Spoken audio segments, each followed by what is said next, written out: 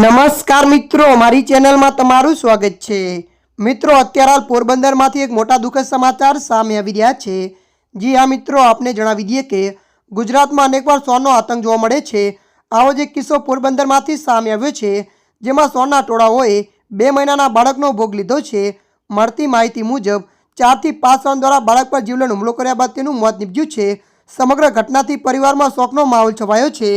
મળતી માહિતી અનુસાર વધુ જણાવી દઈએ કે પોરબંદરના કુતિયાણા કોટાડા ગામે વાડી વિસ્તારમાં શ્વાનનો આતંક સામે આવ્યો છે, જેમાં ઘોડિયામાં સૂતા 2 મહિનાના બાળક પર 4 જેટલા શ્વાને આવીને હુમલો કર્યો હતો, જેમાં બાળકને માથાના ભાગે ગંભીર ઇજા પહોંચી હતી।